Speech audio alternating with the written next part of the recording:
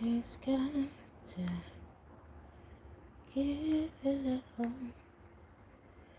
give a little. I know something's got to give a little. Just giving a moment for some of you guys to come in.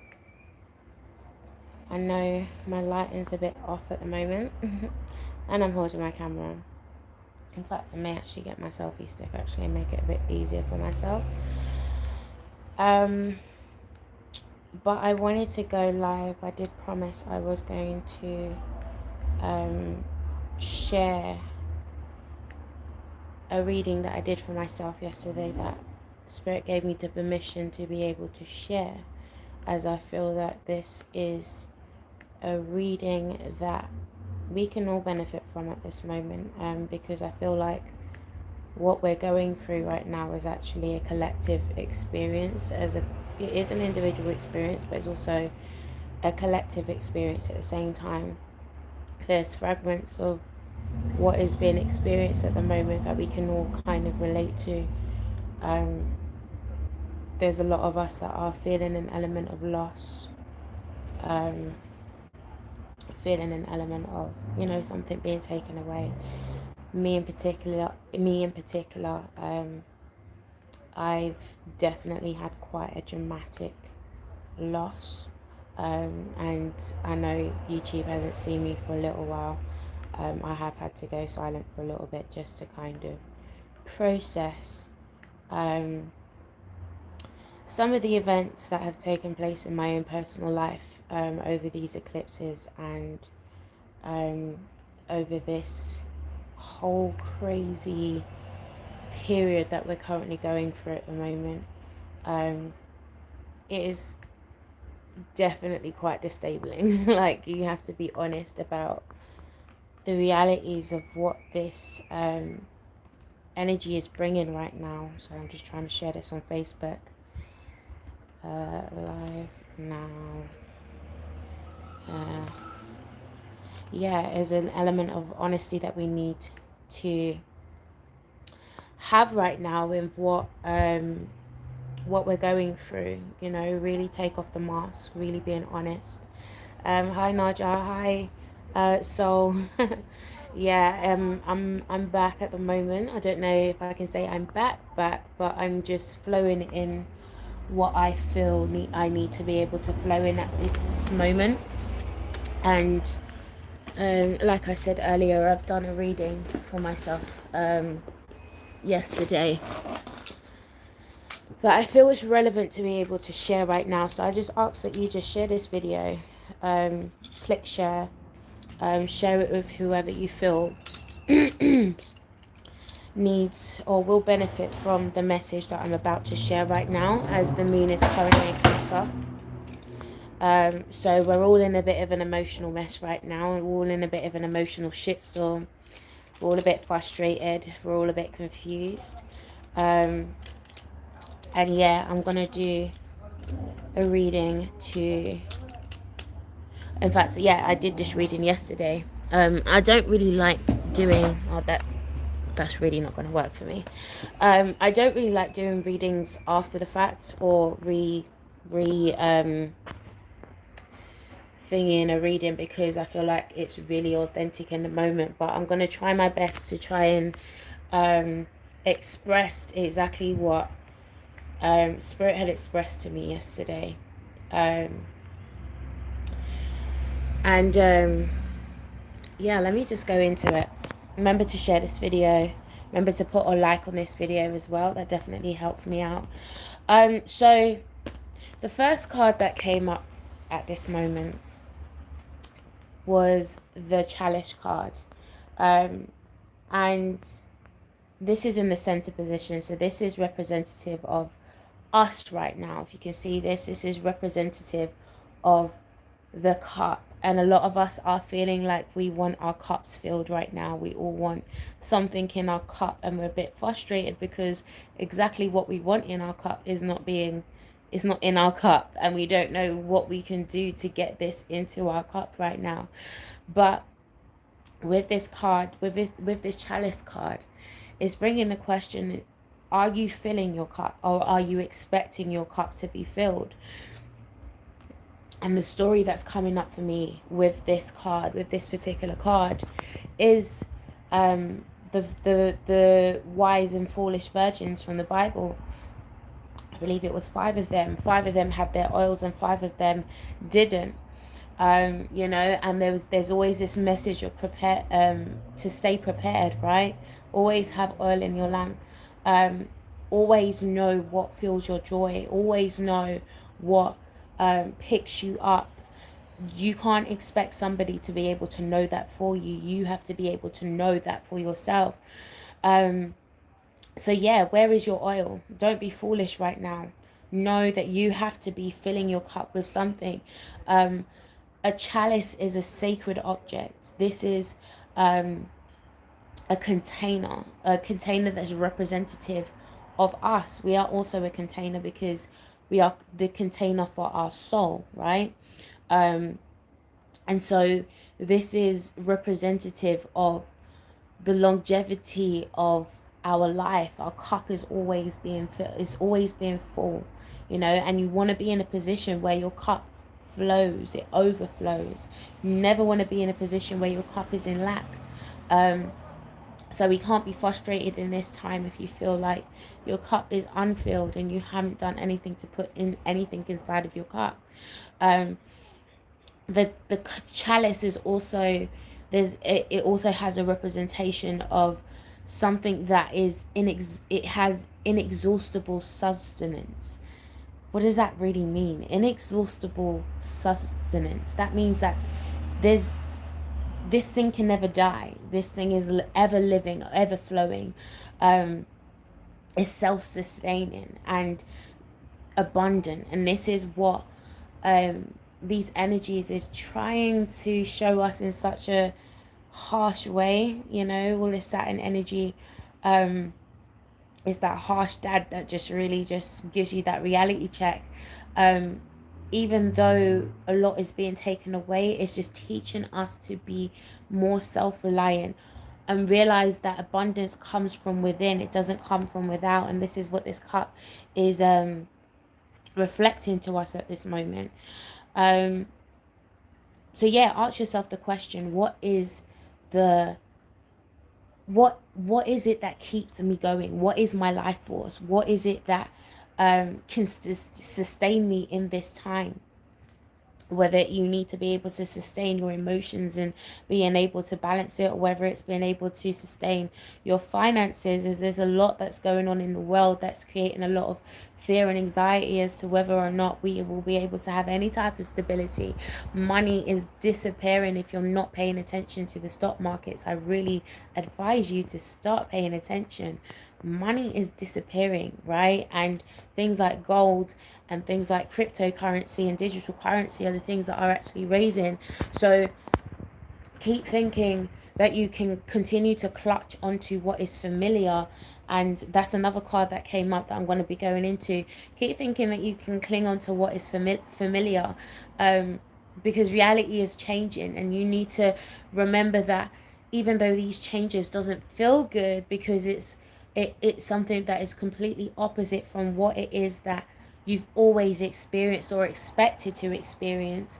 But the fact is, things have to change. There's a reset, right? Everything has to change. It reflects even personally within our lives. So I made some notes. This while I'm looking down, I had to remember some of the things that I was streaming in that time. It was really quick, so it's hard to capture everything. So do you know what it is that can make you feel fulfilled? Because a lot of the times we don't. And again, like, we have these expectations that we will be at this state or place of happiness and fulfillment, but do we know what that means? Is that a fixed point for us? And that's a really interesting question, because I was really thinking about it the other day, and I was like, is happiness really a fixed point of is it like a fixed destination that we can get to, or is it actually a spectrum that we just need to learn to embrace? Like, happiness can be found in anywhere. And I'm going to be going into when I get into the dark moon, I'm really going to be going into about the harshness of this new moon in Cancer. Like, it's literally turning off the lights. If you listened to my last video that I just uploaded, the words that I kept hearing in this reading was, the lights are coming out, or the lights are shutting off, or the lights are coming off, or something like that. There's not going to be any light. So if you're looking for light to show you what is going on or bring you some type of clarity, this is where you're going to struggle, because you have to learn how to find light when all of the light is off, you know. Like, we'll go into that a bit later. So back into the chalice. Stop seeking everywhere else but yourself. Are you tired of searching? That's the question that came for me. Are you tired of searching? Because we can go on this inexhaustible search of trying to find, like, you don't even know what you're trying to find, but you're going around on this quest trying to find something, and you know, it becomes exhausting, right? And it's just learning that we have to learn just to be present, just live every day as it comes, not having any expectations, not like throwing out the ideals of what we expect that to actually look like, because life actually reflects so much more differently. Like, how our ideals of what we wanted to take place and what actually takes place becomes the complete opposite, different thing. Yeah, I'm gonna go into that a bit. So going more into the cup, the water in the cup holds memory. So what is in your cup? What have you been speaking into your cup? And I got this vision. If anyone's seen this video, it was a scientist that did an experiment with two different glasses of water, I think it was. Yeah, it was two different, no, not two, it was a few different glasses of water. And they started speaking different things into the glasses of water. In one of the glasses, they were like saying, I hate you. In another glass, they were saying something else negative. And in another glass, they were saying, I love you, and sharing more positive affirmations to that glass. And they did this experiment over time. And what they found is that over time, the molecules within that water started to change. The compositions, the elements began to shift by and respond to the frequency that that person was injecting into that water. So what they found is that all of the negative, the glasses of water that they spoke negative things into, it started to manifest into something that didn't look really pretty. Like, everything started turning into crystals, but it wasn't a really nice, pretty crystal that was playing up there. Whereas the ones where they were speaking "I love you" into, it turned into this beautiful geometrical shape that was just beautiful, right? Reflective of the energy that was being projected into it. So going back to what I was saying, what have you been speaking into your cup? Because we are 70% water. This is why you know, water is essential to us in this time, whether it's drinking water or whether it's paying attention to your emotions, because water is very much connected to emotions, and it's a thing where water is a very mystic element, and this can also reflect to the subconscious mind. So these are hidden things that happens internally, subconsciously, the self-talk that happens, right? The things that you tell yourself. So if you constantly tell yourself that something negative is going to happen, the chances are it's going to happen, right? But even though an element of us know this, there's an element of us that still refuse to embody the essence of that lesson in itself. So be very careful of what you're saying to yourself and what you're saying to other people. Be mindful of how much you're clutching onto your downward emotional cycles and projecting in these moments at the same time. And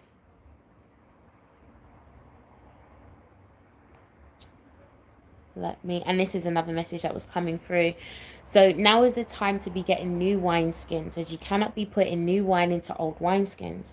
And sometimes we like to hold on to the old ways, but for you to be able to enjoy this cup, everything is going to have to be renewed, meaning your mindset, meaning your approaches, meaning your actions.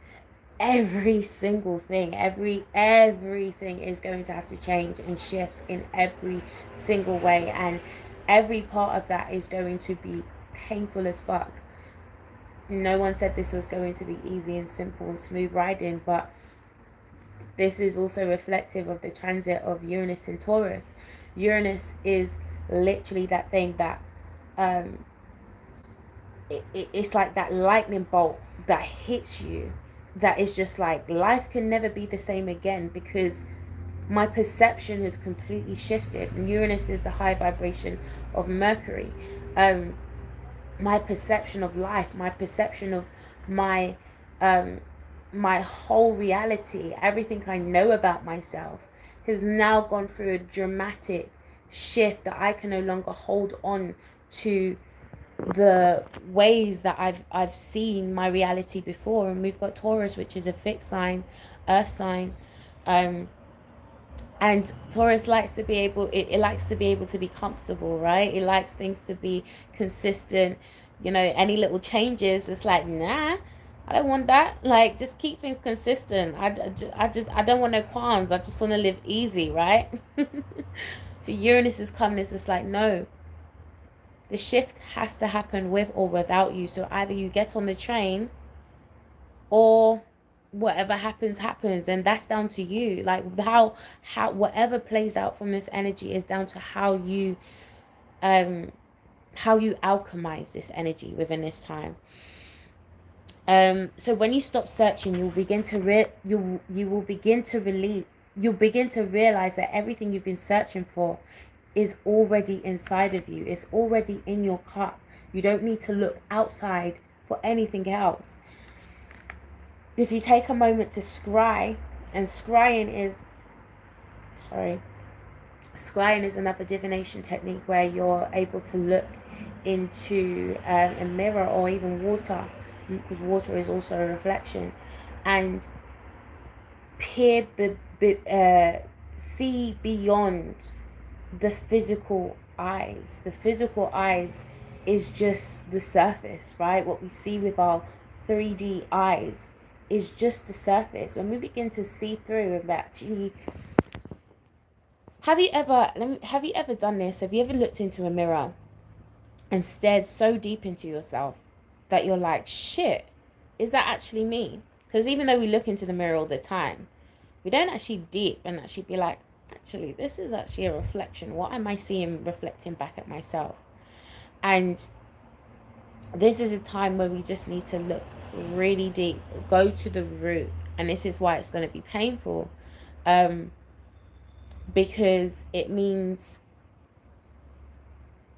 partially reliving some stuff that we don't want to relive. And that's painful, because we like to be able to escape as far away from that pain as possible, but we still have Chiron retrograde happening, which is the wounded healer, which is bringing up the essence of every wound we've ever had and throwing it in our face and being like, face every piece of that, because you cannot move forward with these anchors still holding onto your wings. You want to fly, right? You can't fly until you drop that bag, lady. You're gonna break your back, right? Carrying all these bags like that. Erica already done told us the deal. Like, we really need to really integrate these messages. Like, these are not just songs, these are messages from the soul that is reminding us that we need to live free. And living free means living free of baggages, right? living free of baggages. And we all have baggages, and we all take a lifetime to deal with these baggages, but we have to just remember, like, even what's in your cup, is it the baggages? Is that what's blocking you? Because you have so many baggages still held in your heart of everything that people have done to you. Yeah, it's time to free ourselves. You will see why you haven't been manifesting your heart's desires. What space have you created for these things to even begin to take place? We haven't even created space. There's also a scripture in the Bible. It says your gift will make room for you. We haven't made room for the gift. We still got a lot of shit in our houses. We've been hoarding. Has anyone watched, what's that program on, I think it's on BBC, the greatest world's greatest hoarders or something like that, greatest hoarders. And these people literally just hoard every single thing in that in their homes. And it's like, at the end of the day, you want something new, but where is it gonna go? How can the new come in? Because you're still holding on to what this person did and what this person said, and how this situation didn't play out the way that you wanted it to, and how this happened and that happened. If you still keep holding on to this, and as I'm talking to you guys, I'm talking back to myself. As I said, this was my reading that I got for self, that I know that this is not just a message for me. This is definitely a collective message. But make space. Make space. Check your home. This is the new moon in Cancer. Cancer is the home. What is in your home? What is in your heart? Like, this is the clear out. Like, what makes me comfortable? Right? And this is not from an ego place. This is really coming from a honest place. You are the vessel waiting to be filled. But what is the state of your vessel? This is the question we need to ask ourselves. What is the state of my vessel? Because everything that we want, we need to be in alignment with that exact thing. So whilst we're getting frustrated, ask yourself, what is the state of my vessel? When we're talking about new wineskins, that scripture that it was talking about, like, you literally cannot put new wine into old wineskins. It will break. It will not be able to hold what is being poured in.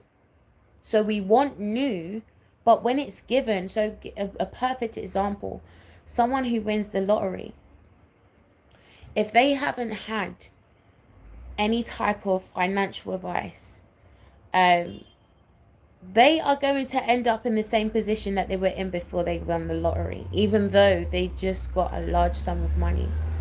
So because they're not in a position to know how, like, this is what I want this large sum of money, but have I ever asked myself, when that comes, how am I meant to handle that, so that I can maintain that, state?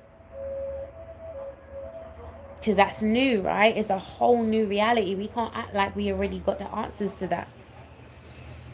So I'm going to skip through because there's a lot. There's like 12 cards that I picked, and I want to make sure that I get through everything tonight.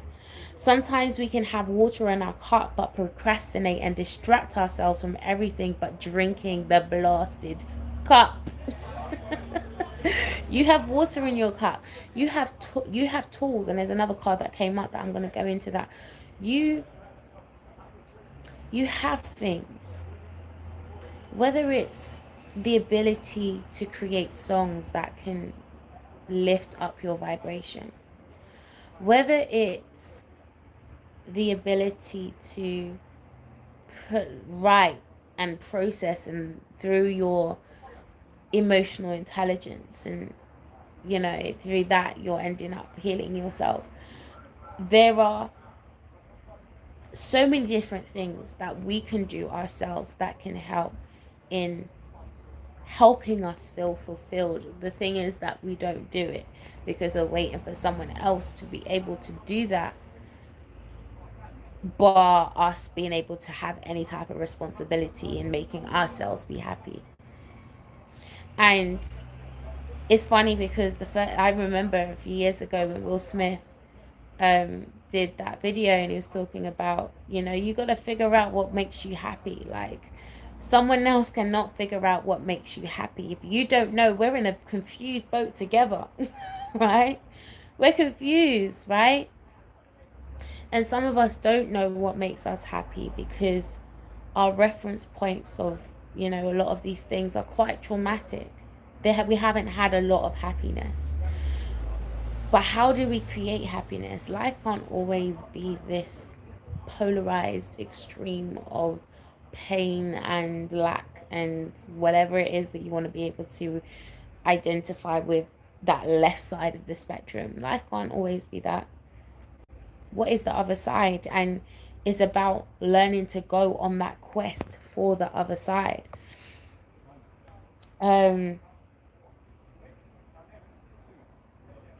You're telling me you still don't know what to do. That was the fun. That was when I came through. I laughed because a lot of the time we do know what to do. Sometimes you need a reflection to kind of just remind yourself, yeah, this is what you need to do. But essentially, we always know what we need to do. Sometimes the confusion comes because we're in conflict with ourselves, and again, it's conflicting with our ideals, our idols. We're conflicting forever. The moment we just choose, you know what? I'm not even going to fight. Who am I? Let me just be me. Let me just be me, myself, just without any bars or anything. Even if you don't even know. No, wait. No, you're just an experience hoarder going through life. An experience. No, you're just an experience hoarder. That's very important. This is my Gemini coming out. You hoard experiences. Like,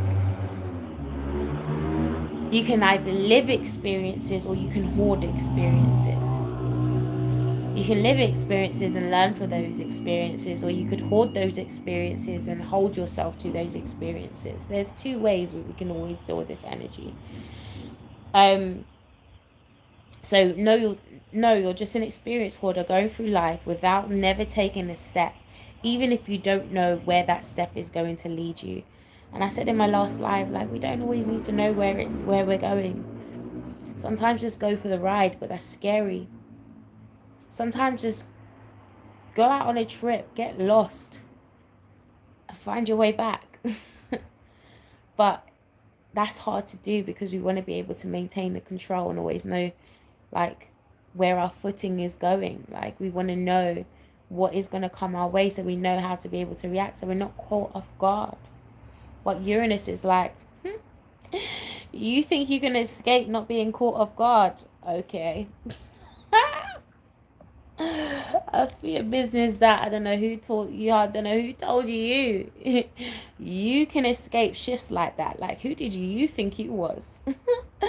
Okay, like, that's really what is going on right now. So we just need to just accept change is happening in every way, and we have to be free enough to just take that step onto thin air and create it. Like, the thing is the powerful thing is that we're in the position of the magician. The magician can create anything it wants to do. The magician card in the tarot, which also reflects with connects with Gemini. If you see in the card, it has every element on the card because it has all the it's mutable enough like that. It can utilize everything, right? But just do it. Just actually do it. We keep going. Yeah, so this is also a time to check the cup, check the emotions. What is contaminating my cup? Is it always something someone else is doing, or is it something I'm currently doing but won't allow myself to see? And this is where these mirrors is really going to be important. As everything you're frustrated about with people, There's an element of yourself that's reflecting that is actually, you're frustrated with yourself. That's what frustrates you, right? There's a pendulum everywhere. There's a polarity everywhere with everything, right? So the card underneath this was the supermoon card, and it's all about attraction. I love this card. This is so beautiful. And if you see, it's number 44, the law of 44, the law of manifested reality, really. And you know, if you know anything about Jay-Z's kind of gone into that, but he's just revealing occultic concepts that's been there from eons, right? And this is ultimate attraction. So this whole energy is highly charged right now, and this is why we need to be very careful of this. Why it's underneath the cup card, right? Because everything that's in this cup is magnetized. And this is why you need to be careful, because that magnetism works both ways. It doesn't discriminate. So whatever it is that you're fixated on in your mind, whatever it is that you want, what desires you want, or whatever you feel that what desires are not being fulfilled, be careful of the direction that you're allowing your mind to go into, because this level of attraction will attract anything. You can attract your greatest nightmare and you can attract your greatest dream at the same time. Cancer also deals with dreams, but and also visions, your imagination, right? Your ability to create through the imagination. This is after Gemini. This is, you know, like, what is my vision going forward, right? What do I want my life to look like? How do I envision it? And that's what you bring into reality. Cancer is opposite Capricorn, which is reality, which is the matrix. It is the 3D realm, right? It's funny. Capricorn is shape altogether, geometrics, right? Right on the top of Saturn, you've got the hexagon, right? The cube, sorry, the cube on the top of Saturn, which can be perceived as like, or people perceive it as a hex, because people like to be free, which is the other side of Saturn, which is comes under Aquarius. But Saturn brings restrictions. It brings shape. It's not even a restriction, it's a shape. Now you have to get into a shape. You have to get into a body. Like, the soul and the spirit can't just be as free as it wants to go. It has to learn lessons. It has to learn rules. It has to learn order. And this is the conflict that's forever happening at the moment. So yeah, pay attention to what's inside the cup at the moment, as this energy is non-discriminatory. You can attract your exact intentions within this time. Things are beginning to materialize out of the contents of your cup. So know what's happening within your inner realms. You don't want any random surprises to pop up. But it wouldn't be a surprise. You created that. It was in your mind. And then it's like, oh, look, I knew it had to happen. Look at this happening. It would have to be me in it. Like, no, you did that shit. Take accountability for it.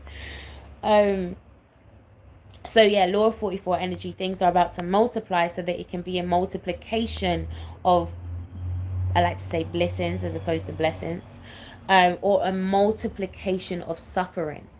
That's that 44. It's a mirror, right?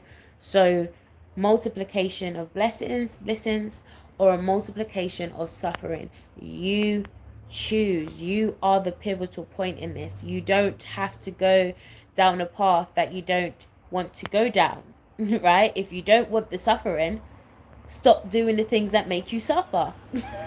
It's that simple. Like, this is the thing with Saturn energy. Things are very simple, but it's like we still perceive it as hard, right? It's like simple maths, like 2 + 2. But in reality, it's like, still, humanity's still processing all this shit, and it's like, but I want it this way and it's not that way. Right? Remember to put a like on this video, by the way, guys.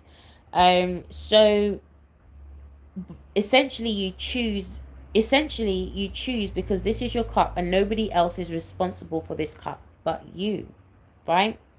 You can attract something that essentially does not fulfill you, or ultimately, I don't know what I was going to say there, doesn't fulfill you. Yeah, you can attract something that ultimately doesn't fulfill you, or you can actually attract something that does fulfill you. But again, you have to choose to see something different. Cancer is connected to the moon, which the moon goes in these same phases and cycles every single month, every 28 days. We know the cycle of the moon, right? So it's a thing where understanding, we can either choose to be in a cycle or we can choose to spiral. So every time we get to this point, so every time we get to a new moon or a full moon, I'm not about to go back in the same shit over again. Actually, what did I learn this cycle? Now, what do I need to apply in the next one? That's a spiral, right? As opposed to a cycle. A cycle is getting hit with the same lessons and still doing the same shit and knowing you're doing it at the same time. So let's pay attention to our patterns. That's also Cancer. Paying attention to our emotional patterns that end up creating our experiences, which becomes Capricorn. And sometimes we make our experiences harder than we need to. So the card underneath this was the Star card. Yeah, I'm going to look back at these messages in a second.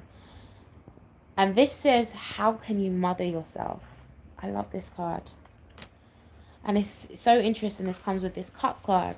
Mothering yourself, nurturing yourself, right?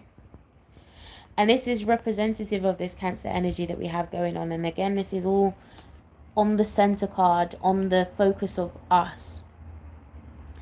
Nurture ourselves, the nurture that we want to be able to receive outside, the fulfillment that we want to be able to feel. Feel it yourself, nurture yourself, mother yourself, reparent yourself. A lot of us are dealing with some really deep-seated childhood issues, you know, and mother wasn't there, daddy wasn't there, or maybe was physically there but emotionally absent. And so we're having to learn how to reparent ourselves through the shit that we didn't learn and we didn't have reference points and platforms and foundations for. We're reparenting ourselves, you know, like reparenting your inner child. Like, this is a time where you definitely want to be paying attention to your inner child, but also recognizing that your inner child also played a role to a certain point. Reminding your inner child that your inner child still needs to grow up. And this is hot. This is intense for me. This is something I'm definitely feeling, and I felt as soon as I hit 30, me being a Capricorn stellium, and then I've just progressed into my moon in Capricorn as well. So I'm definitely feeling this, like, shit, like, whoa, I thought, ooh, life, I need to, ooh, I mean, some grown-up shit now. Like, it's real. So yeah, this nurture can be expressed whether you're male and female. And for men, I really challenge you to come into the feminine aspect of yourself right now. There's a lot of masculine action directed energy at the moment, and especially whilst we have Mars retrograde, with Chiron retrograde as well, and we had Chiron directly conjunct Mars, which was really just amping up a lot of this shit. And just listen, I'm sure I could have killed some people. So I know some people are feeling this energy, like, just ready to pop off, like, say something, I dare you. It's real energy. So there's a lot of this hyper masculine energy right now, because we're trying to survive. It's that wound of survival that we're having right now. So just allow yourself to nurture yourself. Come into the feminine. Women, really come into the feminine right now. I'm gonna go deeper into the women message shortly, because yeah, like, that's really real. um yeah, so how we position ourselves within this shift is incredibly important. Stop telling yourself you're not lovable. You are worthy. Stop telling yourself you're alone and nobody wants to be around you. Stop all the negative self-talk right now, because the more that you allow yourself to exist in this cycle of negative thoughts is exactly the same thing that you're beginning to manifest within your own personal reality. If you knew you were loved and supported and appreciated by more people than you could allow yourself to imagine, we would stop ourselves feeling, we will stop allowing ourselves to live in this fear and drowning in our own sea of despair that doesn't actually exist. Sometimes we can create our own sea of despair. No one loves me. No one understands me. I'm so misunderstood. And whereas there may be an aspect of that playing out, there are people that may understand you. There are some people that may love you. There are some people that do, but we don't focus on that. We focus on the negative and what is not happening. So really, we're actually greedy people, because it's not even like we don't have anything. We just haven't learned how to be grateful for what we already have. And again, it goes back to the whole thing about hoarding and not making space for new things that are to come into our lives. Right now, it's time to sacrifice and let go of all guilt, shame, and disappointments, setbacks, frustrations, traumas. Let it all go and sacrifice and trade it for an opportunity to be exposed to a new perspective that ultimately creates a new reality for yourself. This is where we need to begin to see ourselves as a child again and begin to truly nourish and heal him or her again. Let them know that they don't have to hold ourselves to the things that initially wounded us. That is not the end of our story. We can have a scar. We can have a scar. We do. We'll always have a scar, but we don't have to relive that story. The fear sometimes creates the anxiety. Oh my gosh, this is happening again. This is happening again. This is happening again. And we have to learn how to be able to hold ourselves in that panic mode. It's not happening again. Tell yourself it's not happening again. It is not happening again, because I say it's not happening again, and I'm going to make sure that things are in place and make sure that it's not going to happen again. Simple as. Know right now a projection of you exists on another dimension that's already healed. This is why you're yearning for it. This lit me so hard, because I literally started seeing visions of myself on different dimensions, like of exactly what I wanted. Like, it's already there. I just need to figure out how to bring this into 3D, and you have the ability to do that. We are all magicians. We just don't use our magic. A dimension of you is still living out your heart's desires. How can I make my healing exist in 3D to where I can finally experience this in real time? Love and hold yourself the way you desire. Love and hold yourself the way you desire to be loved and held. Treat yourself how you want to be treated. Dine yourself, serenade yourself. Fall in love with yourself right now, so that you can learn to love the reflection of you in other people. I promise you, you cannot learn to love until you learn to love yourself. And we say that a lot, and it becomes a cliche statement. I don't really feel like a lot of us really deep the essence of what that actually means. I'm finding through my shadow work, learning to have a level of compassion for myself and my flaws, all of my flaws, right? It's a lot. You realize you're not perfect, right? You're really not perfect. You've got stuff that you need to be working on too. So not everyone is the problem. But the thing is, if you don't understand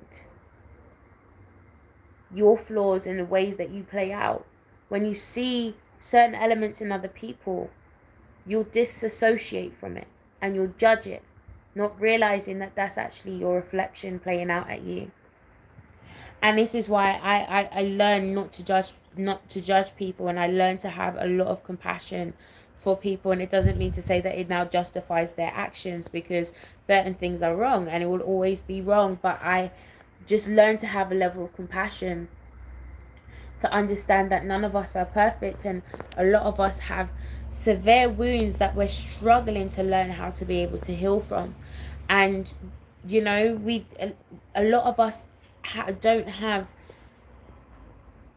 the Chiron, right? The one who has gone through before, to reflect to us and be like, you know, this is how you can do this. A lot of us have had to really do it ourselves. That's how you become the wounded healer, right? But it's a journey that we have to learn to embark on. And this is why I really love astrology, and with my mindset towards it, because it's taught me how to judge less, knowing that I am the whole zodiac. There's combinations that may apply to me that may play out in another combination. That combination may not look pretty, but there's an element of myself that still reflects an element of that combination. So I have to learn how not to disassociate and disconnect from fragments of myself because it doesn't look good, and it doesn't look the way that I want it and how I would like people to perceive me. And that's important, because we create these pictures based on the perception that we would like to be acceptable to other people. And this is why we struggle, because not everyone's going to resonate with you. So it's really being grounded in your truth regardless of whatever is taking place. Learn to be compassionate with yourself, care for yourself, nurture yourself, literally be a mummy to yourself. And remember, you don't have to carry this by yourself. Our inner child needs a mother in spirit right now that will just cook us some good food, give us a hug, give us that healing magical kiss. And this is we mothers, you know the magic of a mother, right? I've seen it play out with my son. My son, he's such a joker, right? He'll fall over or do something stupid that will hurt himself, and then he'll start crying, and you know, all hell breaks loose. And then I come and it's like, oh, let's kiss it better, you know, let's bring some healing, kiss it better. And then you kiss it, and then magically the pain disappears, and stop crying, no more tears, and he's going off playing and doing whatever he's doing. And you know, the energy of a mother is very beautiful, and not a lot of us have been able to really experience the fullness of that beauty, because mother's been damaged, mother's still been learning how to heal. You look at mother as Mother Earth as well. Mother's been going through a lot. Mother's having to purge now all of the pain that's been suppressed for a very long time. Like, humanity's been doing all of this shit to me, and I can't say anything. I just have to live and just take it all. But now I have to react. There has to be some type of reaction, because you guys don't know I'm hurt, right? I have to keep playing out this earth role. But I still have an element of humanity. Like, earth still breathes, the tree still breathes, the trees are still sentient. There was another scientific test that showed that plants are also responsive to the same things as water. Like, you can still speak to plants, and their molecular structure would change depending on the frequency that's been projected to them. So don't disassociate from nature, because nature is just a reflection of you too. The trees that you see is just a reflection of your lungs. You breathe the trees is breathing in the air that you breathe out, and vice versa. There's always a connection, and we need to get past this illusion of separation. There's nothing that's separate, everything is interconnected. Yeah, and this moon is really quite harsh, because it's opposing Saturn as well. So the harshness of life is feeling like, woo, this is intense. I didn't realize it was gonna be this hard. Um, and I really fear, because this is a really depressing moon or energy right now, and I even saw how Tamar Braxton, she attempted to commit suicide. And there's a lot of that going on right now. A lot of people are just like, I just want to tap out.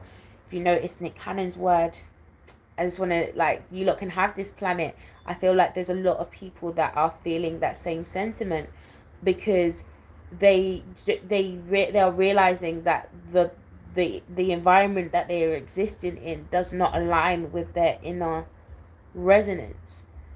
But we have to find a way to exist. We have to find a way to coexist. We can't just tap out. We came here into this rehabilitation system, which is what Earth is. It's why we reincarnate. This is a rehabilitation system. So you still need to learn your lesson. What was your lesson? You don't get to tap out because it's hard. And that's hard to hear, and it's very harsh to hear. But we have to recognize that we still have purpose, and we still have a lot that still needs to be done. We can't just you know, fall away because it's not looking the way that we want it to look right now. So I just encourage those that may be struggling right now, like, this is not it, this is not the end. Whenever it comes to Saturn energy, it it can feel limiting, it can feel restricting, it can feel like a dead end. But again, it's the perception of the limit. There doesn't have to be a limit.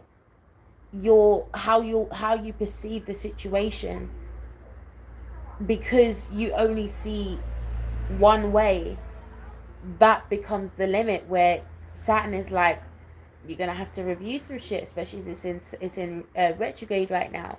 How you've been doing things, you can't be doing them the same way anymore. Things have to change. Right? So begin to forgive yourself for holding yourself to these idols and ideals. I explained they're exactly the same thing. Life didn't turn out how you expected, but it doesn't mean it can't turn out better than you expected. And that's definitely a message to hold on to. Now, underneath that card, this is representative of the subconscious realm.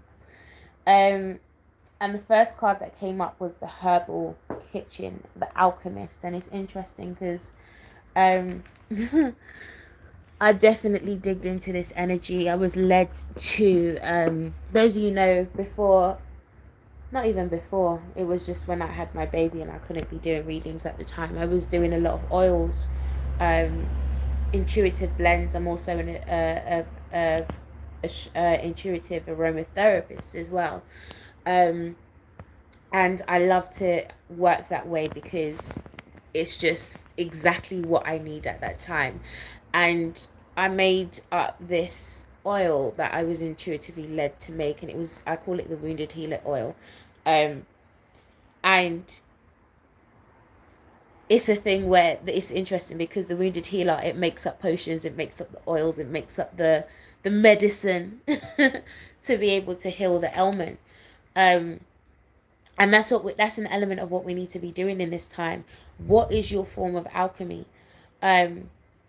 If it's not making up something that can help you emotionally or physically, what is it that you need to be able to heal these ailments? Do you need a financial advisor? Do you need a coach? Do you need a therapist? Do you need a mechanic? What do you need to be able to help to heal yourself? And this is a time of experimentation.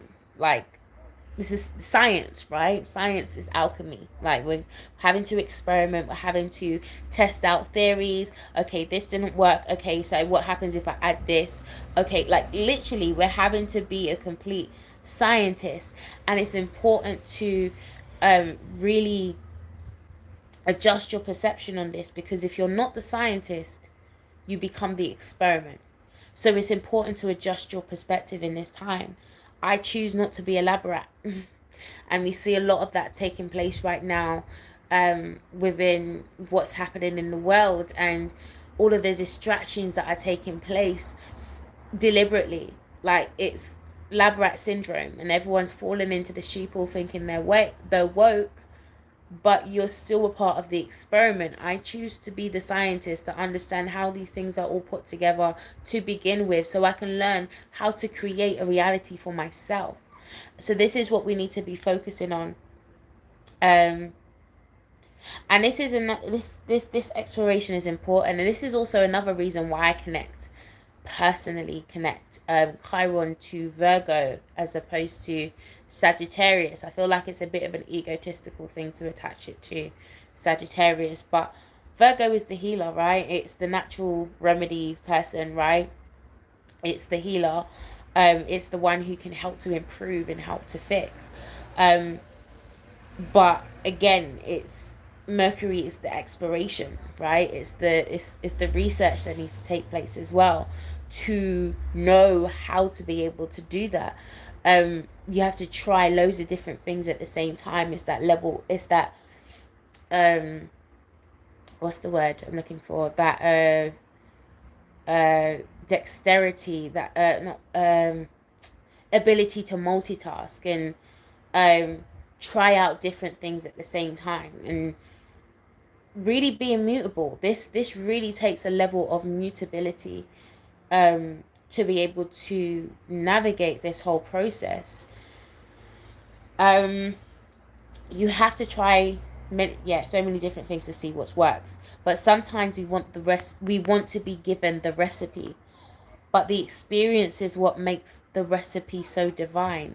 Like, how many times, like, I'm like, even when I create my own stuff, like, just going through the process to just be like, okay, just, I feel led to just put this in, and I feel led to put that in, and I feel led to put that in, and there's always a reason as to why you're putting it in. It's not just blindless, aimlessly mixing stuff, because especially when it comes to science, you need to know what blends with what resonates with what. So please don't go off and feel like you can just be a scientist, and like, that's how you end up having those explosions, like Big Bang Theory, for real. You don't want to do that. Like, this is real stuff. But the experience of knowing, like, even the research to know that knowledge and then putting it all together, that's a beautiful experience. It's creation. It's literally, that's almost like the closest thing to God, because you're creating. And I can't remember who it is that said this, but it was a quote that really resonated with me, and it was like, things are not created, or the world is something about, I think it was, the world wasn't created, it's creating. The universe didn't create, it's creating. And look at it, the universe is right now still creating stars and things in the atmosphere, right? It's continually expanding. You'll never be able to know the end of the universe, because it's still being created. So even with this quest to know everything, you'll never know, because before you catch up, there's always something new. There's always something new that's been created that you still have to learn how to understand and embody. So just love the journey, and love the experience in the journey, and embrace the journey as authentically as you can. So what do you need to do? Do you need to make your own? I said that. Create it.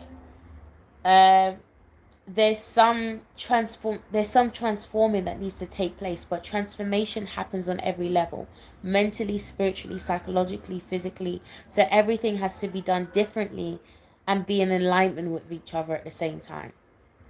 Everything has to be in alignment. The mind can't be here, and the body here, and the spirit here, and the psyche here. Like, there has to be some level of alignment. Now, underneath the herbal, or over the herbal kitchen card, we have this card, which I find really interesting, and it's the void card. And this is linking into what I was going into earlier. But this void is really real, and I know that a lot of you can resonate with this element of this voidish type feeling. Like it's not even like that we feel empty.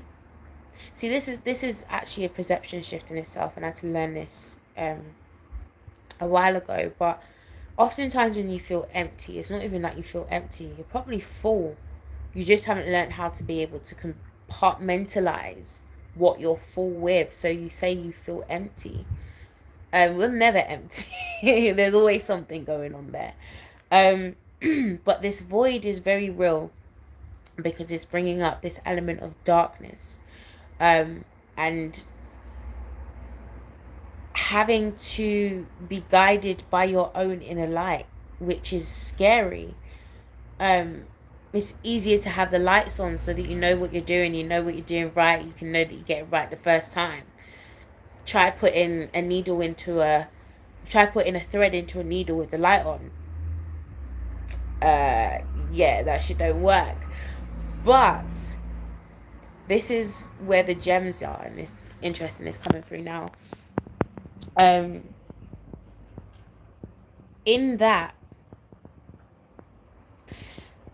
see, there's more than five senses. The five senses is just what we can easily identify with: the eyes, the ears, the nose, the mouth, the touch, the ability to feel. There are senses that we have that we've forgotten, that we are beginning to learn to have access to. And this is part of why this is actually coming up, because it's interesting. Cancer is also the high priestess energy, so this is a very it's also a very initiatory energy right now. And it's interesting because the priestess card did come up, and I'll go into that in a second. But the damn, I just lost my whole train of thought. Someone remind me of what I was just streaming on, and I'll continue to go and pick it back up when I get there. But yeah, we are being guided by our own inner light, and that is essentially what the high priestess is. It's learning to be guided by your own intuition, what you feel. And it's important to really calculate how you feel effectively. Emotional intelligence is important, because those of you who've been watching my channel for a while, you know that I've been talking about a thing called anxiety consciousness, which is a term that I coined. And anxiety consciousness is very much connected, or a problem symptom that can be connected with your intuition, because sometimes you can feel some stuff, but you have to be able to decipher, is this my anxiety that I'm projecting as consciousness, or is this really pure consciousness, source consciousness? Is this what it is? And so we're learning how to be able to navigate that. I've just got exactly what I was talking about, spiritual giftings. So there are certain senses that we haven't allowed ourselves to fully awaken to. This is a time where it's going to be happening. Things like psychometry, things like telepathy, things like telekinesis, things like what else is there? I can't even think of all of the different things right now, but there's things beyond clairvoyancy, there's things beyond what's it called, clairaudience, there's things beyond the ways that we've learned how to be able to tap into that 4D energy. Right now we are in a 5D shift, fifth dimensional shift, and that is a whole completely different reality of how things operate. And yeah, that switching off all of the lights is pushing us in the deep end, because we have to see there's more to this limit. When you close your eyes, that's not the end. When you when you, like, darkness is not the end. We just don't explore it. We just don't take time to explore the darkness because it's a scary place, and we can't be sure of the things that we identify through our physical processes. And I used this example the other day of how I used to be afraid of the dark, and I always used to, like, I had a teddy bear, but I always used to think it was a snake in the dark. Um, and it wasn't, but it's just the way that I was perceiving it, and I always battled, like, turning on the lights and stuff, because I'm like, nah, I ain't dealing with that snake. Rather than telling myself, well, that's not actually a snake, it is a teddy bear, but the way that you perceive it is a snake. Like, I couldn't allow myself to sit in that. Like, anxiety comes, run away. Like, nope, I just want to be comfortable. And that type of mentality and that type of approach is what is we're really going to struggle with in this time, because we can't run away. This is the greatest test of all time. And we can't pass this test. This test is equal to our existence. If you want to be able to exist, you have to be able to pass this test. So yeah, you're creating in the dark. You're not supposed to know where you're supposed to be going. This is a test to see if you can still find light in the midst of darkness, as the lights are about to go out on everyone in this new moon. Dark moons often happen in a month where there are no full moons, no illumination of light, there's no light, right? And even though we haven't got 2 full moons, this is 2 new moons. I'm getting a lot of dark moon vibes with this moon. There's no solar reflection. The ego is going to have to die. The sun is reflective of the self and the ego, and the ideal of who you think you're supposed to be, or where you think your life was supposed to go, all of that. This is where we're gonna have to die to that in every way. And this is I can understand why a lot of people are going to struggle. It's not an easy thing to be able to deal with. Yeah, the ego can't save you this time. You're gonna have to feel all of this, as there's no escape this time. And it's interesting because there's also a scripture that, now this, like, connecting to Revelations and stuff, but there's a scripture that says that people will want to die and can't die. This is the time. This is the time. You know you can't tap out.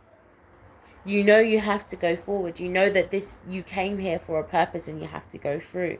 This is literally everything people are going to have to be facing right now. Real life Bird Box. I've been telling you guys for time. In this time, you can draw some incredibly powerful wisdom that can change your life. Be careful though. Discernment is key, as this energy still requires decisions to be made. And just as I said that, I just had another stream. Cancer also reflects to, or connects to, ancestors or ancestry. And earlier in my live that I posted, make sure you check out my last few videos, because it connects. I was speaking about damn, now I've just lost my heart. Yeah, speaking about the heart and entities that reside within the heart. And one of the entities that resides within the heart is the ancestors, obviously connecting with blood, DNA, all pumped through your heart. So that is the realm of the ancestors within the heart. The heart also is the place, the seat of desires.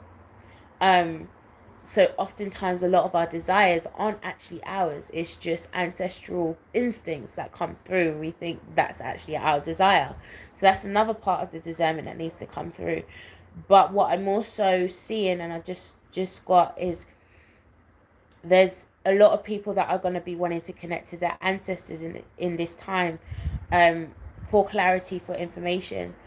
And you need to be careful in this time, because not every ancestor, not even just in this time, you need to be careful, full stop. Not every ancestor is for you. Some ancestors benefit by them being disagreeable in their realm, like influencing disagreeable energies into your realms, because it benefits them, because they don't want you to go in a spiral, they want you to stay in the cycle. So some ancestors, some people think that they're getting intuitive messages, and they think that they're channeling guides and ancestors and stuff, and they're deliberately misleading them, but because there's no discernment, not many people will be able to fully pick that up. So you really need to be careful in this time, because we will be seeking for something to fill our cup, and we need to be mindful of the source of where that thing is coming from. Does it resonate with your highest truth? Is it just something that you can just take right now? So definitely be mindful of that as well.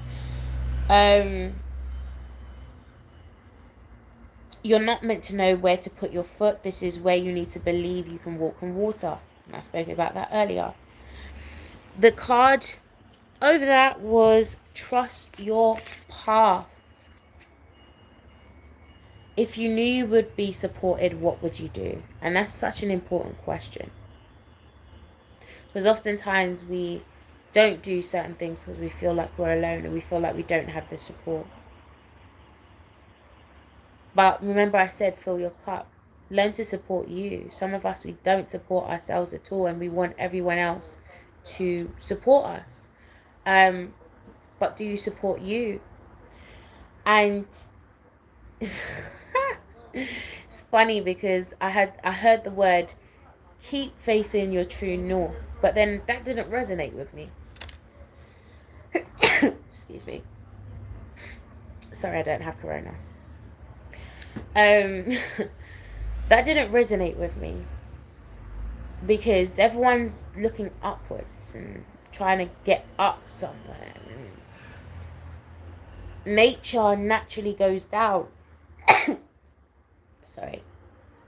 Nature naturally brings things down, gravity. Oh gosh.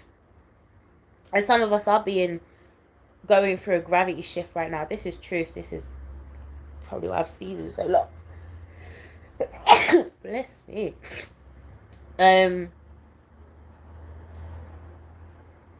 Yeah. Gravity brings everything down. And I noticed that, like, down feels very comfortable to me. Like, you ground down. Like, when you feel grounded, like, you feel yourself, right? But up there, airy fairy, like, we're trying to get to a realm that we can't even identify with. So the word that came to me was keep facing your true self.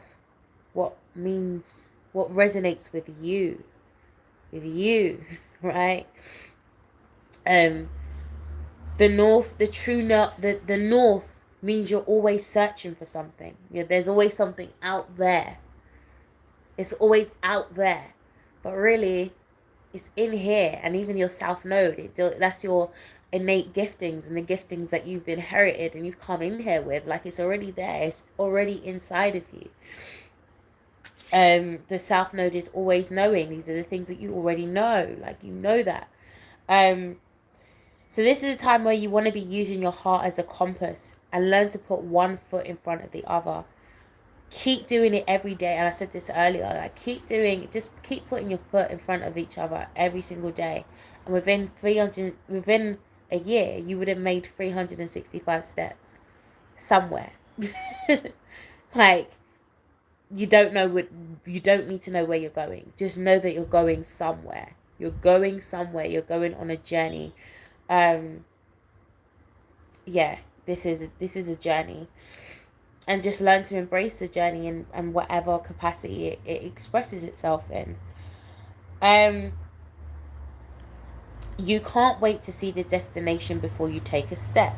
That's not faith. That's quite scary. because that's what we like to do. We want to see it before we get there, before we take a step out. Like, let me know that this is actually going to work. I don't want to waste my time. But sometimes that wasting your time, you gain so much in that. There's lessons that you wouldn't have learned had you not gone down that road. And this is why we need to cross this whole thing of ideals, because the journey to get to where we need to get to is not linear. It's not a linear direction. And so we need to get that out of our minds. Life doesn't operate like that. Stop micromanaging the universe. Trust your path and let your soul lead the way. What lights you up will light up the world without you even knowing it. And this is why this darkness is so real. Because some people are going to light up. Some people are going to begin to shine in this time. And they're not even going to notice that they're shining. You're not even going to notice it because you're just going to be living. Like, it's just normal life to you. But the night needs to see you. Because you're one of the people who... You're one of the initiates that got through. Like, some of us have been going through our own internal initiations. And it's funny, the initiation card came up in this reading as well. I'll go into that in a second. But we're going through our initiation, and some of us are getting our lights right now. Some of us are getting our rewards right now. Some of us are getting... Not even right now. It's going to happen. And we can feel an element of this. It just doesn't feel nice. It feels strenuous. It feels stressful because it's not coming how we want it to come. So the next card, and this is in our past position, the familiar card, Guardian. And it's so weird because this cat follows me every blasted way I go. I'm telling you, the Lyrians are definitely connected when it comes to me and my journey of evolution. Yeah, they definitely remind me of they remind me to protect myself. But sorry, I'm channeling at the same time whilst I'm doing this. It's interesting because I just said they remind me to protect myself. But the card that came up with the interpretation that came for me with this card was soulmates. And there's a familiar energy with soulmates. And if you tuned into my last live, I was talking about sometimes how we can glamorize and romanticize the whole ideology and concept of soulmates, and it's not always in a loving context. You know, a soulmate can be anyone. It can be a friend, it can be an animal, it can be like so many different things, right? They're just here to be a catalyst to awaken you, remind you of something, right? These are people that you've traveled with over many lifetimes, and you know, you're on a path, and your path ends up interlinking. You do what you need to do, and yeah, Bob's your uncle. But sometimes we're afraid because, again, these comes with situations that doesn't look the way that we want it to look. And the message that came through was, don't be afraid of the familiars. Don't be afraid of the guardians, because these people are actually your guides. These people are your guides. As much as you don't want to hear the message, these people are your guides. They're your mirrors. And that's why Gemini is also the mirror. It's the twin, right? And it's also the messenger. There's a message in the mirror that we need to begin to take an acknowledgement of in this time. So some of the most frustrating people in your life were sent to guide you. They were sent to wake you up, right? They were here to remind you of your purpose. They were here to remind you that you're strong. They were here to remind you to keep your guards up. A lot of us has traveled into this life, into our lifetimes together, and it's we just need to remember who we are and who we've always been, and the roles that we've always played in each other's lives.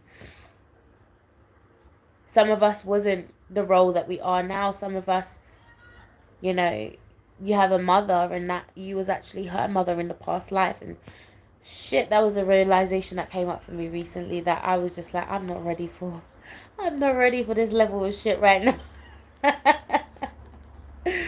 There's always a mirror, and this is what helps us to be able to heal.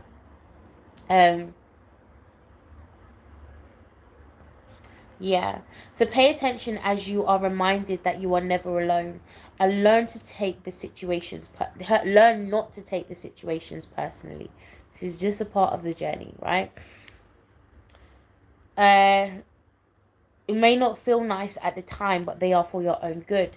Look to some animals. There's a part of our when this came through, and this connects to something that I got back in 2017. And I'm gonna say this, and I know a lot of it is still not gonna be understood, but I just hope that you can pick from this, right? Some of this I still can't even say on these platforms, so I'm still waiting to set up a private platform so that I can really say some of the things that I want to say. But look to some animals. There's parts of ourselves that are locked in our animalistic nature, but we need to learn to be one with it. There's an above and below with the animal kingdom and us, right? And if you look at Sagittarius is the centaur, half horse, half human. And that's the acknowledgement of the integration of the animalistic nature and the divine nature, the human nature and the divine nature. It happens again, that's the opposite to Gemini as well, so there's an element of that plays in. But the animal kingdom needs to be free too, because we're locked in there acting crazy. Some of these extinctions that are taking place and the battles that take place within the animal kingdoms are also still reflections of ourselves, and we end up reflecting animalistic natures within our human experiences. You know, some of us continually feel like we need to roar. Some of us continually feel held to this bear archetype. Some of us feel held bound to this bee archetype. You know, really pay attention to your sacred animals and your spirit animals right now, because that is an element of you. It's reflecting an element of you that plays out within your animalistic and your human nature. So look for more signs to understand this a bit more. Now the next card, I know this reading is really long, but I really want to make sure I get through all of this reading as I was guided to. This card, the growth card. Now this universe doesn't play with me at all. When I picked this card, literally, like, I was in the park, the tree trunk fell off, and I was like, don't play with me. Don't play with me today. Don't. It pissed me the fuck off. Because I was like, there's no way you're going to come and bring those exact synchronicities at the same time. And one of the messages I got from that tree trunk breaking off is this same energy that is being expressed through Jupiter in Capricorn. There's this constant battle between expansion and constriction. Expansion and constriction. Expansion and constriction. And again, that whole process is actually very non-discriminatory at the same time, because we can kind of look at Jupiter energy quite egotistically and see it as an expansion of abundance all the time. But what does that mean? It could be an expansion and an abundance of? You can have an expansion and an abundance of debt. That's not something I want. And even that is intentional in the growth that you want, right? Like, I'm really being very careful with the words that I say out into the universe and with my intentions, because yeah, that's very real. But also the flip side of that is that, yeah, again, comes down to perception. So even though we can have an expansion of something that is negative, we can also have a constriction of something that is positive. So if we say, now there's less pressure that is being now because of COVID, you're no longer having to have a lot of expectations within the workplace that you was having. Now you're at home, so a lot of the pressure of traveling and stuff and all that kind of stuff, that's now been relieved. And the constriction now means that there's a positive element in that, because you're still benefiting. Like, it's a constriction of something that you no longer wanted, so there's a benefit in that. So there's still two sides, and so we have to be able to really change our perception when it comes to growth. When we look at an earthquake is another element of that expansion and constriction in one breath, because the reason why earthquakes take place is because there's a buildup of tension that needs to be released. When that tension is released in an earthquake, yes, there's a con that it now impacts the ground, and everything on the ground, everything now has to fall. That now becomes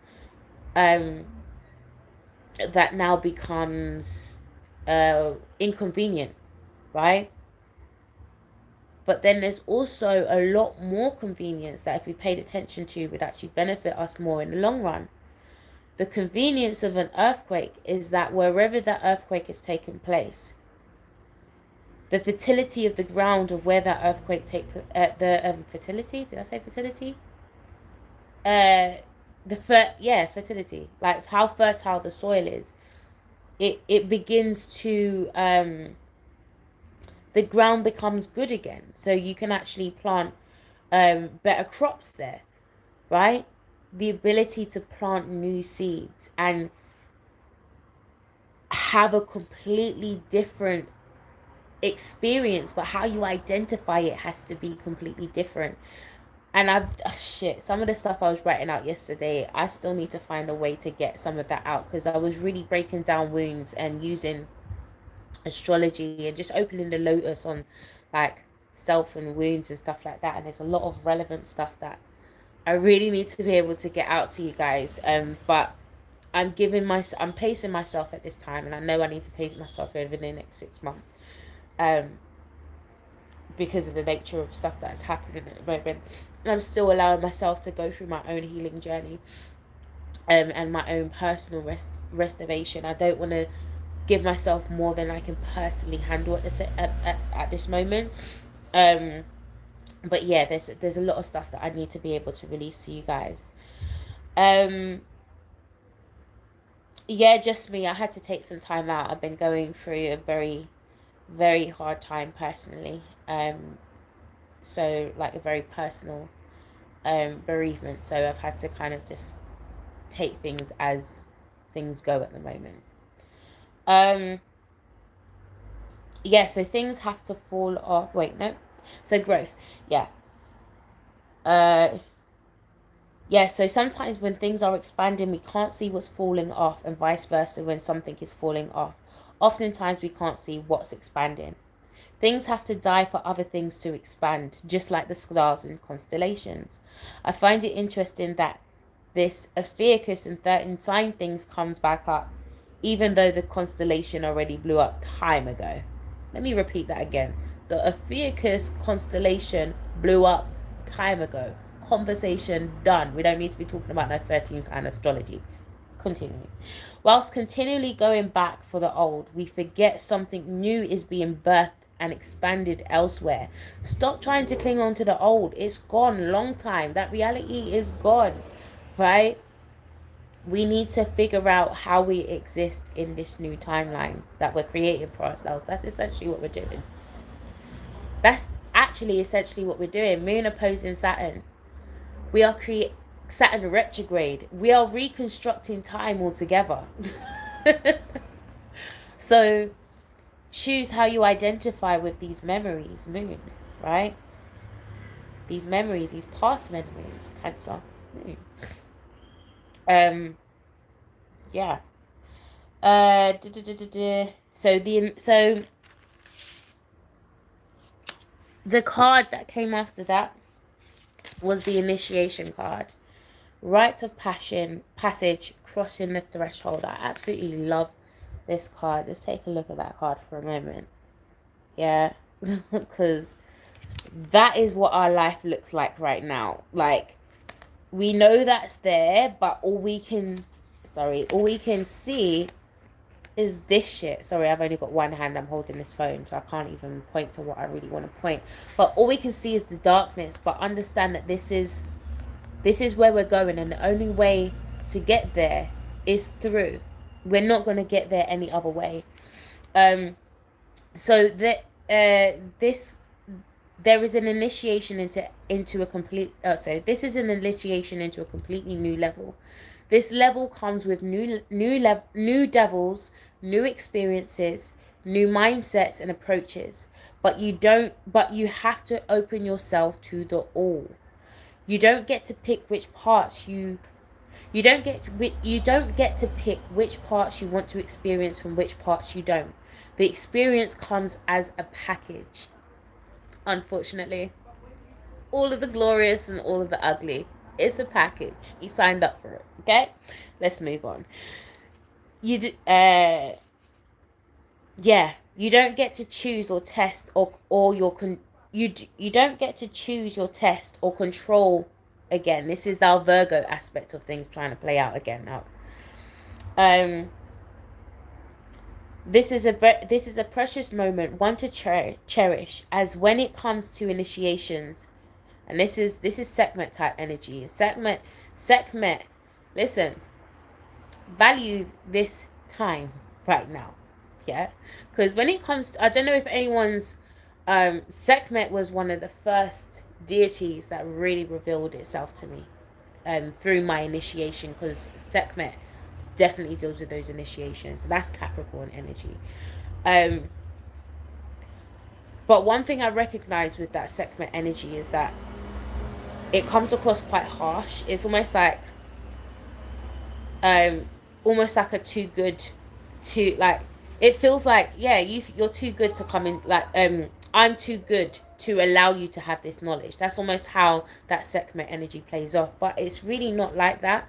It's like, listen, I need to know that you're ready to receive the information that you're about to be exposed to. Because not everyone can handle that, and that's why it's an initiation.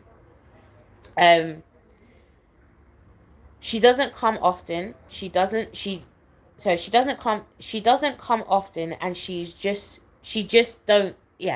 doesn't come often, and she just doesn't come for any and anybody. The darkness that she exudes, which is really light and wisdom, is gems, but not everyone has the privilege to be exposed to it. And Sekhmet's really been demonized. In fact, Sekhmet is the 13. It's the hidden. It's 13. Sekhmet is actually the hidden one. It's Capricorn, right? It's the one that was demonized. It's really, Capricorn is really dark feminine energy. They really masculinized it, but it's really dark feminine energy, and that's why it's Sekhmet. And it's the part that patriarchy demonized, because it was the woman being able to have back her control, or not even her control, her power, because Sekhmet is the reminder of your own divine power and your own divine truth. So Cancer is quite perfect. Like, there's a reason why it's opposite Capricorn. Cancer is the mother. The mother is reclaiming back her divine power and her divine truth that was stolen. Not even only that was stolen, that she gave away. We gave away our power. We gave away our power, and that's part of the story that we're having to change. We're having to change and own the fact that we gave it away. There's a responsibility that we need to have with our power that we keep giving away and expecting people to respect it. Sounds like, bitch, please. You better learn today. Let's continue. Some of the most sacred sites of initiations look incredibly scary on the outside. Because once you go inside, you go into an echo chamber that you will never be able to come out the same way. You will be changed forever. And if anyone's really gone on this journey, you know that how you see life, your perceptions, everything completely shifts. You cannot see life the same way you've been seeing it before. Like, everything changes. So only the initiate can enter. You can't take anyone in there with you. And you will even see this again playing out in scriptures in the Bible, where it was talking about the priest, the high priest, which again, high priestess, same type of thing, same energy. And the high priest used to go into the temples, and what they used to do is they used to tie a rope on the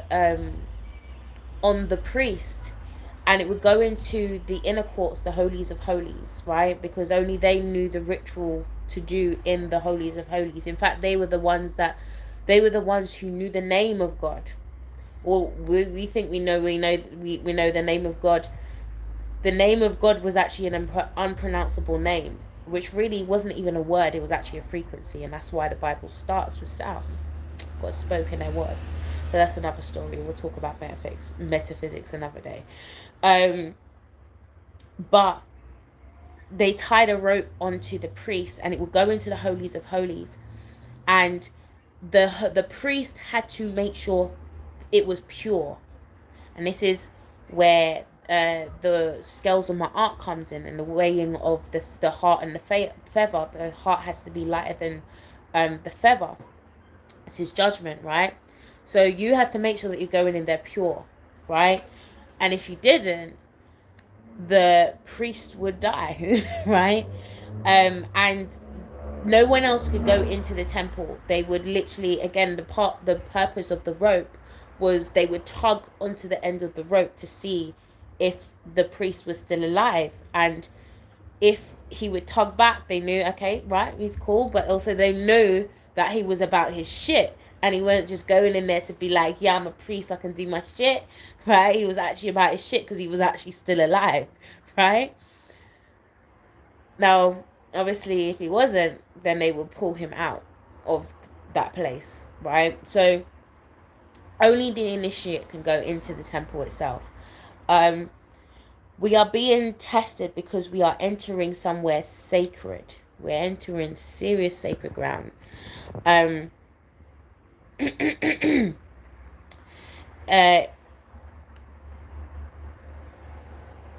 Initiate. Oh gosh, what's going on? Where am I? Where have I gone?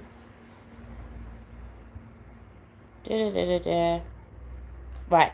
Initiations require that we step from one realm of reality to the other, facing everything that scares us, yet being willing to lose it all in order to gain a new way of being, of safety, of stability, of depth, and of meaning. This marks the shift from one shift to the next. I wasn't really thinking about my typing. I don't even know what the hell I've been writing here. Bear with me, guys. I was just trying to catch my streams. I have Mercury trining Uranus, so my streams are really quick. I have to catch myself sometimes. This marks the shift from one shift to the next, and can take place due to emotional turmoil, great loss, and grief or devastation. And I told you this eclipse, the eclipse in Capricorn, I had a loss, and that's when I progressed into my moon in Capricorn. So this energy is really, really intense. But again, it's our perception to it. Is it a loss, or is it something new? Is it a completely new reality that you have the option and the opportunity to be able to enter it into?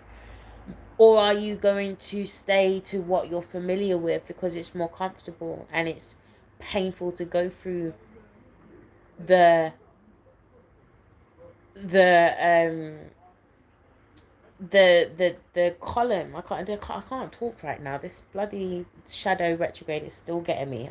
The words that I want to say is not there, but you guys get what I mean. Um, it's through the hardships that our hearts. It's through the hardship that our hearts begin to crack open, and we're encouraged to step forward to become more of who we are and who we came here to be. This can be very painful and scary, but necessary. Soon, you will be so overjoyed that this came and broke you down and cracked you open, because the world needs you open. Listen.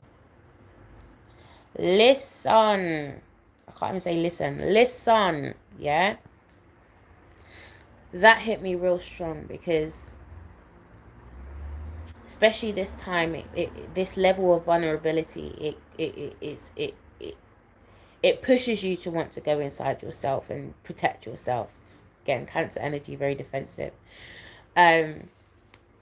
because it's raw. It's a very, very raw energy that's coming up right now, but we can't be this closed. And this is another thing, because I was battling this. I was like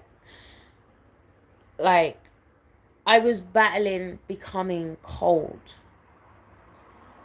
I was battling because I'm like, my heart is open and I want to be able to experience all of these different things, and I have hope and optimism and faith and all those types of things. But then this happens and it's like, now I need to close off, because I'm like, that shit hurt and I don't want to hurt again. Right? But that level of closeness, people, it doesn't help anyone. It helps nobody. Not ourselves, not anybody around us. In fact, it is sabotaging behavior. And it's actually quite, it plays out with our inner child, because our inner child is just having a little tantrum because people are not treating us and seeing us the way that we want it to be. But the world needs us open. The world needs us vulnerable. And with the more that we express our vulnerability, and this is why I try to be so vulnerable, and to the best of my ability, because listen, I have Moon trine Saturn, and you know, I'm trying to fight how to not how to fight not disciplining my own emotions, because that's something I really grew up with. Like literally, it just really boxed, really regimented. So I'm trying not to put myself in that stone heart box, and that's something that can happen, especially when you've gone through a lot of intensive, painful situations. And there's an element of myself that still wants to be able to maintain a level of innocence and free flow and lovingness, but in this world sometimes that doesn't fit. So we're trying to find the balance, like, between this innocence, which still needs to grow up, because remember I was talking about the inner child, like the inner child's role needs to learn to pass the baton when they're an adult now, so we can't be held in this inner child story. But yeah, let me continue, because I really still need to go through this. I got another 2.5 pages to go. This was 11 pages of writing, guys, so I'm literally reading this all out. Let me know if you're resonating with this as well, and what comes up for you as I'm reading these through. The world needs you vulnerable, and that vulnerability is the truth that can help someone else, including yourself. The world needs people that are not just a robot and actually have feelings, compassion, whilst acting like it. Acting like we have feelings. That means being honest. That means today, I don't feel good today. Today I feel emotional. Today I feel lost. Today I feel, like however it is that you feel, however dark that or light that emotion is, actually being honest with it and being able to own it. Because the more that we repress and suppress all of that, like, that's where it becomes harder. We make it harder for ourselves and more complicated. So the penultimate card, or set of cards, in the mental position, air position, mental position, astral position, as above so below. The first card that came up was the wand and intention card, and this kind of speaks for itself, in a way. But again, this kind of coincides with the message that was coming up with the cup and the void card, the alchemy card, sorry. Really being 100% clear with your intentions, because you're in a very magical, magnetic, attractive type of energy right now. We may not see it, we may not identify it, but trust me, it doesn't mean to say that this shit is not happening. So be 100% clear of your intentions, as this is not the energy to be messing with. Stop looking at what everyone else is doing. Look at what you are essentially doing. Home into your own talents and magic. Stop comparing yourself to others and own your own magic. Set an intention and let the universe teach you your criticism. What? Let the universe teach you. Yeah, let the universe teach you your criticism, and how you perceive your reality is one of your greatest issues. Concentrate on what you need to be doing, and allow yourself to give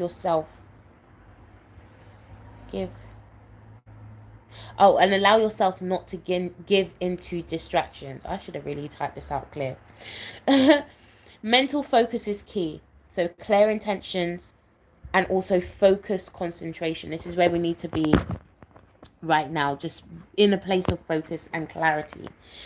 Know what you want, and be careful that self-talk, negative chatter, and all of these things muddled in between your intentions, and that will also be manifested too. Stop making things unnecessarily difficult for yourself. Just set an intention for your chalice, right? Once made, go for it. Let magic manifest as above, so below, from the mind to the matter. From the mind to the matter, right? From the mind is the greatest power. Everything you're manifesting is from the place of the mind to the matter, to 3D, right? Physical existence. The next card after that was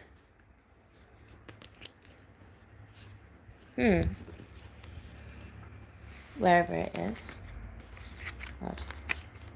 It was the acceptance card, wherever it is. And it's accept where you are and make the necessary adjustments and alignments to connect with the thing that you're trying to connect with. The cool thing is that what you're trying to connect with also wants to connect with you. But it's just not getting rid of this wall that makes you trick yourself into believing that what you want is not attainable. The focus needs to be the change, especially change of perception, as this is in the mental position. Things don't always work out the way that we plan them to, and this experience will help you realize what you need to reevaluate, give up, or change direction on. To reap the benefits of this, there has to be a sacrifice of beliefs and mindsets and thought patterns. It's like someone who goes for a gastric band surgery also has to make a commitment to living a healthy life, or what it is they were trying to cure will no longer be attainable. I think that's like the perfect analogy for that. Um, the next card after that, oh, that was the acceptance card. And I really want to show you this imagery because, yeah, literally what you want wants to connect with you, but you're in your own realms and not realizing that you're doing the same thing. I'm going to read through your comments in a second. I just want to really get through this. The next card was you're already doing it. And this card says, stop overthinking, face your true north. And I always say face your true self, right? Because true north is always searching. True self, you always know. Again, stop making this harder for yourself. What you're attempting to do, you're already doing. You just need to do it more. Stop asking so much questions and just learn to be present. Everything is moving at the pace and speed it's supposed to be. Maybe it's you that needs to chill out. And we got all these retrogrades happening. Yeah, it's us that need to chill out, right? Things happen in divine time, not in our time, okay? Rome wasn't built in a day, so there's no need to rush anything. Things will be built. Things will begin to come to light and blossom so you can have the confirmation you've been seeking for. Celebrate how far you've come. Understand you're on steady ground because you are at rock bottom. There's nowhere else to go and there's nothing else you can do but just trust. Rock bottom is stability. You're on the ground, right? It's just new ground, unfamiliar ground. Now, moving on to the last set of cards, the last 3 cards, and I'm going to go through this really, really quickly. The first card that came up was the outer card, and this is all to do with our future directions, where we're going forward. The outer card, and really look at this card. This is a card about dedication. As you can see, we have an altar, and we have all of the tools there that people be using within their own personal rituals, where every tool has a purpose. And the purpose of this card is reminding us that we have to be dedicated to our craft. We have to be dedicated to whatever it is that we're trying to achieve. You can't just expect that things are going to just turn up just at the sake of turning it up. If you have an altar, you're continually doing work, you're continually spending time there, harnessing your energy. That's the purpose of an altar, because you harnessed energy in this space. You know, I was able, in fact, let me not even go into that, but yeah, you've harnessed energy in this space. This is why I need my free space, so I can just really go into where I really want to go into. Trust me, you guys only get about 10% of things that I really want to say, and it's only because I'm trying to navigate platforms at the moment and the censorship of platforms, and not even only that, is also the perceptions of people that may not understand, and some of this knowledge is not for everyone. And I really want to be responsible for some of the information I give out to people who understand that stuff. See, you can't just do one day of shadow work and self-healing and expect everything to be fixed. This takes dedication. What do you have in your house? What tools do you have? What tools do you need to get in able to assist you in your workings? Is it a therapist? Is it a financial advisor? Spiritual coach? What is it? Make a full commitment to the path you choose. You can't be half-hearted in this, or you will be bitten by the same path because you choose to be dishonest with yourself. That's hella real. Now you end up in karmic situations. Choose a method and stick to it. Track how useful it is. Always come back to your high place where you can always get the perspective you need to go where you need to go. This is your place of ritual, prayer, reflection, gratitude, or whatever form of inner work you choose to do. The point is, be committed to this path of healing. The second to last card was the Faith card, and this card I really, really love because it's really reflective of me right now. But whilst being committed, you can have faith that all will work out because you've been committed to the path of success. This card is actually the worm moon, right? So the worm moon is actually the last full moon before the the winter equinox, the vernal equinox, which marks the end of the cold, the end of winter, right? Um, and this is usually a very dark period of the year. And again, this is perception, because if we have a really good winter, we have a really good spring, we have a really good harvest, because the ground is fertile enough to be able to sustain that. Now, when it comes to the worm moon, this is where this is a time, or a shift of a new cycle where things are able to grow and renew again. So the first signs of this renewal process, or this fertility process, would be the sign of worms. And that's why they call it the worm moon. So this card is basically saying you're destined to start growing again. When it's winter, everything is frozen and hibernating. The natural world tends to come at a halt. Spring creeps in and winter starts to fade away. The ice melts and everything else comes back to life. This is where the worms come to wriggle their slimy bodies through the wet, cold atmosphere and start the process of rebirth and renewal again. Worms start reappearing around this time. Yeah, I've gone into that. The universe acts like clockwork, so you don't even need to stress. You know spring is coming, so just be patient. Your ground is coming again. And this is also a number 4 card. It's literally reminding us that ground is coming again. In fact, ground is not even coming again. Ground is here. We just need to change our perspective. Now, the last card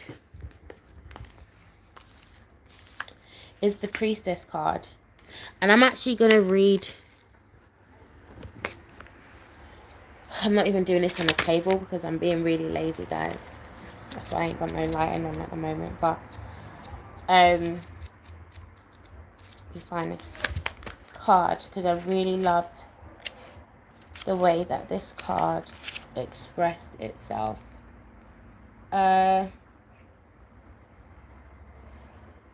46.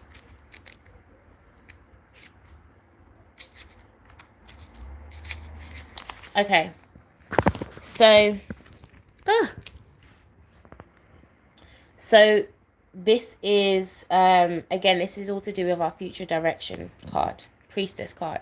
How are you being called to step up and lead? That's the question that's being asked. The Priestess is a teacher dedicated to service, freedom, and leadership. You don't need to have it all together to lead. What we've been saying this whole time, right? In fact, it helps you don't. No one wants a perfect angel who hasn't made any mistakes. Let your life be your message. Don't underestimate the power of sharing your story. It's by hearing someone else's journey that we feel less alone. We realize that we're actually all in this thing called life together. The difference between a follower and a leader is that a leader has the courage to go first. In stepping out, they shine a light on the path for others to venture forward to. Don't fret too much about trying to work out who is your tribe. Don't get stuck in age, income, hobbies, or occupation. The best way to discover your tribe is to look in the mirror, because that's your reflection, right? Look in the mirror. If you feel called to leave, chances are it is because at some point in your life you longed for someone to lead you. The tribe are longing for exactly the same thing as you were and are, and might only be one step behind you. Hell, they might even be right alongside you. You don't need anyone's permission, just the courage to stand up. Embrace your struggles, the peaks, the troughs. You don't need to know the way. Just believe that there might be a different one. Your tribe is waiting for you. Step forward so they can find you. And then the questions that comes with this card is, how are you being called to step up and lead? How can you be the leader you wish you had? This is the wounded healer journey. And this is why the last card had to be that Priestess card, because we're all learning the healer's journey, the wounded healer journey. We're all learning how to be able to heal ourselves, how to lead ourselves. And in the process, we're leading others because we're inspiring others to heal at the same time. This is why I be so honest and real, because I genuinely, in my own process of healing and going through, I just want to inspire other people to just do the same thing. Just heal, go through, be honest, be real. You know, we don't all have to act like a robot. And this card literally confirm just what I just read out. Tell me this is not a confirmation of everything I've just said for the last, giving it 4 seconds, 3, 2, 1, 2 fucking hours. It took me 2 hours to get to that point, to just confirm everything and just be like, listen, you don't need to know where to go. Just go. So I hope this reading really resonated with you, and I hope that I was able to express this in a way that really triggered something in you, that enlightened something in you, that ignited something in you, that reminded you of something within you to want to go forward. We're all in this thing together, literally. That's been the theme for the world, for the world, right, and this year. But we really are going through a collective shift. This is really a collective shift, and just be compassionate with yourself. Be as compassionate as you want people to be with you. Be compassionate with other people, because we're all going through a wound. We're all trying to heal a wound, right? So yeah, continue to share this video, as I really want to make sure that as many people can hear this message as possible. But let me just go through your messages before I jet off. Right, Najay, I'm sorry if I'm butchering your name. Girl, you are already reading me like a book. This energy is definitely collective. I totally feel you, girl. I'm reading myself, so mirrors. Yeah, they are trying to do this cashless society in America. Yeah, I'm finding myself in the dark and realizing to stop looking in the light. Sometimes you need the darkness. Oh, trust me, we do. Yes, I'm being forced to face a lot of stuff. Yep. Come on, Erica. That's when I was doing Erica. Been thinking of starting a YouTube channel where I do a deep analysis of my biggest life moments. Do it. Really do it. Like, we need more of that honesty. And you know what? In the process of doing that, you'll actually realize, and I just saw another 22. Take that synchronicity.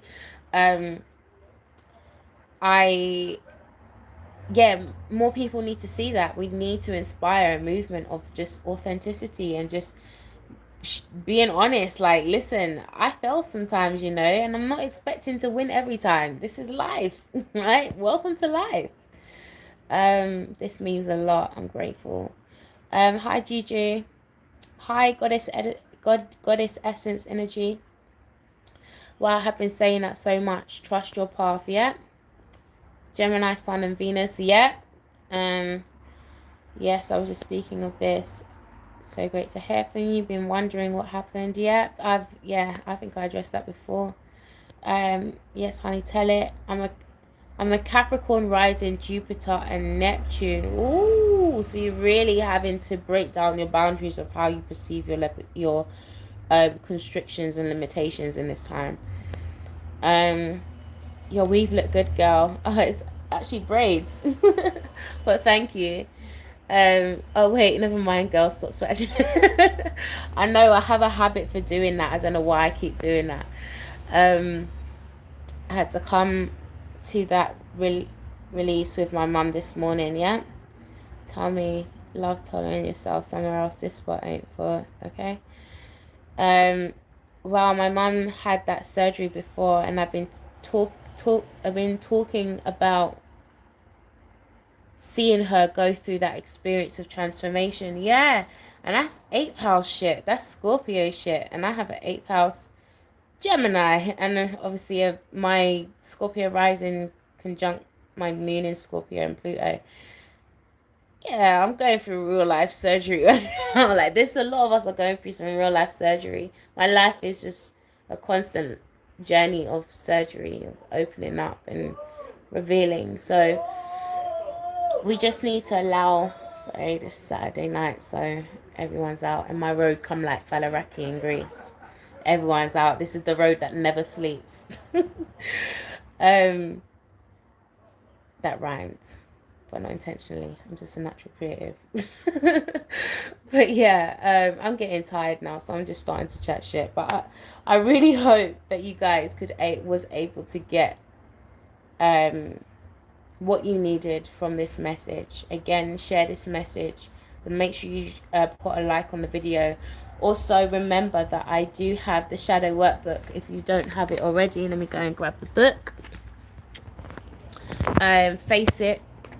I released this book back in May, and I'm so grateful for all of the responses that I've been having with this book, because literally it was like the perfect timing of being able to release this information,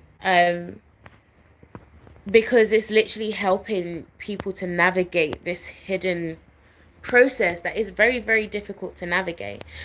This book is literally like having your own shadow practitioner or therapist in front of you, just asking you questions, and it gives you the space to be able to answer back the questions and really unravel and get to the root of some of the stuff. This book, I warn you from now, this is not for the faint-hearted. Really not for the faint-hearted. And I've heard some of the responses of people literally opening it up, turning a few pages and being like, whoa, that brought up so much. I'll come back to this in 2 months and give myself a break. Yeah, because this is not easy work. It's very, very grueling. It's very real. It's literally unraveling every depth that you've probably ignored your whole life. So you can purchase this book directly on Amazon at the moment. I will be able to have it on my website shortly. I just am trying to give myself a bit of a break right now and just allow Amazon to work for me right now whilst doing all the fulfilling and the sending out, so that I can rest in this time, because I really need that. I need to recover. I need to restore. Even in doing this video, I'm sharing, but I'm still hurting at the same time. There's some real hurt that's taken place, and some processes I'm still trying to navigate myself. So just understand that, you know, like, yeah, where there's an element of this playing out everywhere, and don't feel that you're alone in this journey. So yeah, I'm gonna jet off, and I will catch you guys on the other side.